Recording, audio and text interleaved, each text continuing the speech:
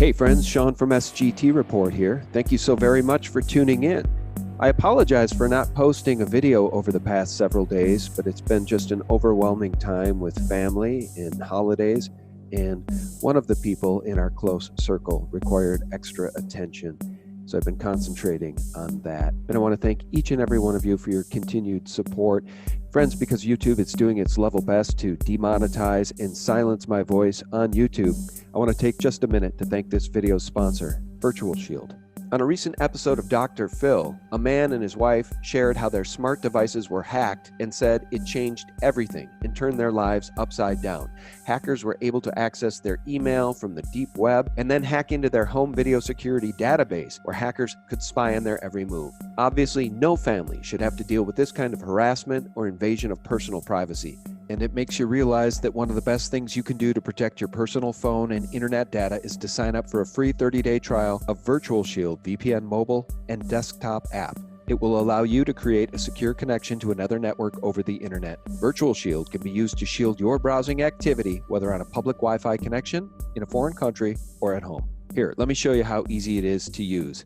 First, you go to virtualshield.com or the Google Play Store and download the Virtual Shield free 30-day trial, install it, and click Connect. And now my IP address has been changed to one coming from Chicago, Illinois, and I don't live anywhere near Chicago. Virtual Shield is offering a holiday season special of 30% off all VPN plans, including premium add-ons and Protection Plus. So sign up for a 30-day free trial to Virtual Shield VPN and see what the hype's about. You have nothing to lose. I'll leave the link below this video.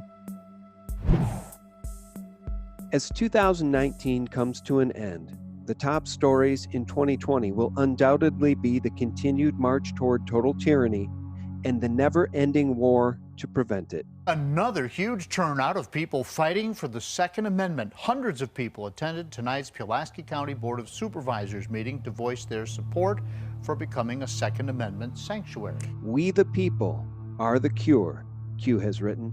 And while that is of course true, there is another truth that ought to raise the hair on the back of your neck. The tyrants will never, ever cease in their efforts to impose their will, no matter how unconstitutional, no matter how anti-American and anti-human. The push for mandatory vaccinations is just one example. And while the tyrants in the New Jersey Senate have been briefly stymied in their efforts to pass a bill that would end religious exemptions for vaccinations by informed, passionate, and patriotic parents who showed up in the Senate in droves to demand that their rights be protected. People packed into the New Jersey State House in Trenton today over a bill that would eliminate religious exemptions for vaccinations required for school. Making vaccines determined by the state that your children should have them no matter what the pharmaceutical company makes is disturbing. Essentially what this bill is doing, it's forcing all of us to accept the pharmaceutical industry as our God and our religion with no exception. Democratic leaders say they are not giving up. It is much more important to have all children vaccinated against a variety of deadly communicable diseases than not to do that.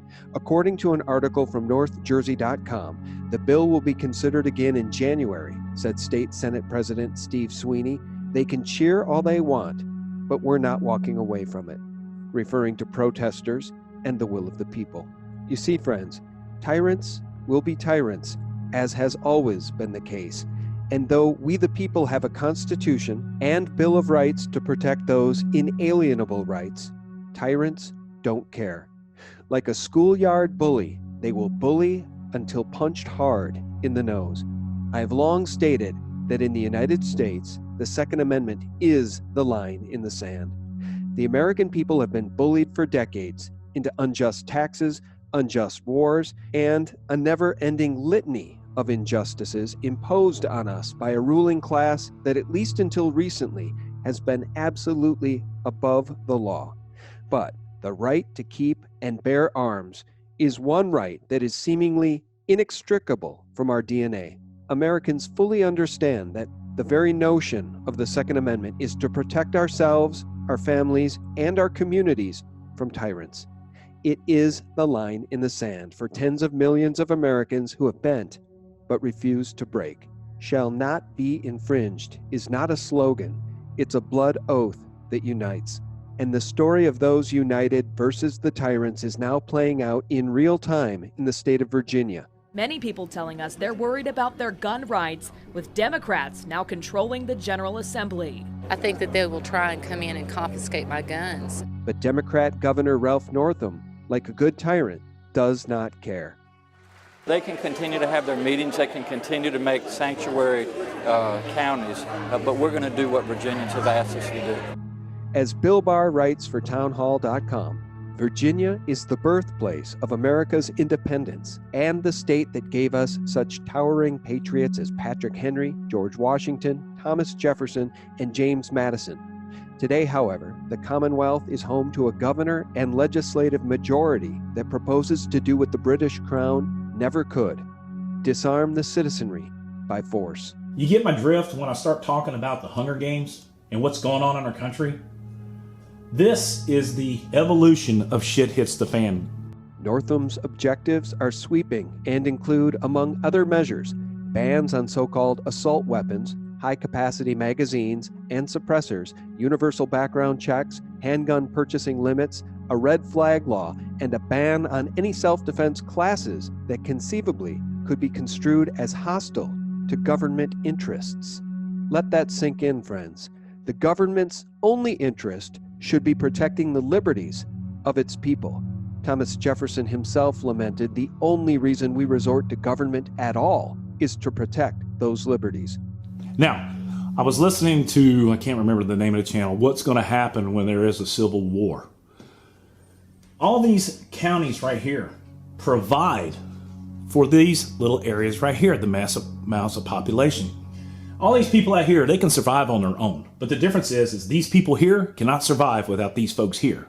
Yet these people, based on the population, can tell the rest of this area, the entire Commonwealth, what to do. And like the bully on the playground taking everyone's lunch money using threat of force, the hero in this story will prove to be the kid who stands up to that bully and the kids who stand up with that kid and say, if you fight him, you'll have to fight all of us.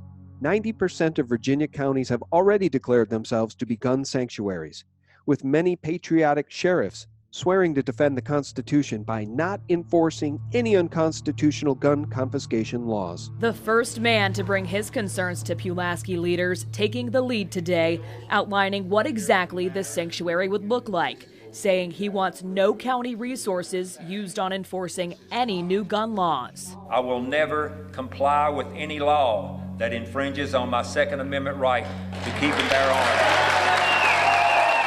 arms. Virginia has become the battleground for the very soul of our nation.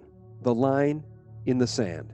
Governor Ralph Northam says Second Amendment sanctuary resolutions won't stop him from pursuing what he calls common sense gun legislation.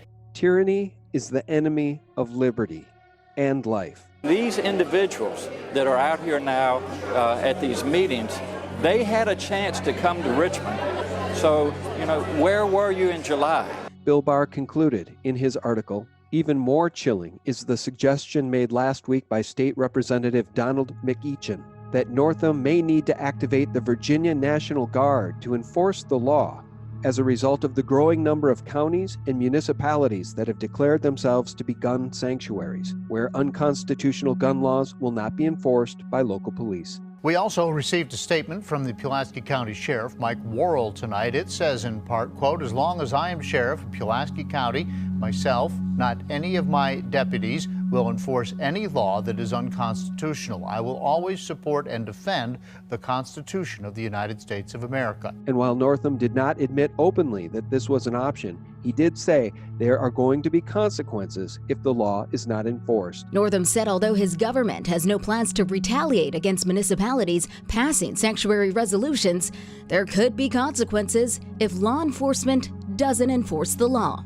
If we have constitutional laws on the books and law enforcement officers are not enforcing those laws, there are going to be some consequences, but I'll cross that bridge if and when we get to it. With some 90% of Virginia counties already declaring themselves to be such sanctuaries, it appears Northam may be at that bridge now.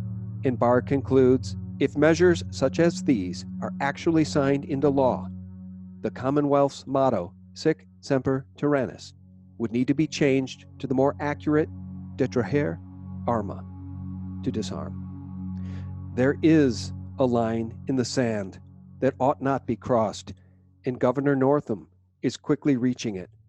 As Thomas Jefferson wrote, "When government fears the people, there's liberty. When the people fear the government, there is tyranny." The strongest reason for the people to retain the right to keep and bear arms is, as a last resort, to protect themselves against tyranny in government. Thanks so much for tuning in, friends. And for real news 24/7, you can visit us at sgtreport.com, the corporate propaganda antidote.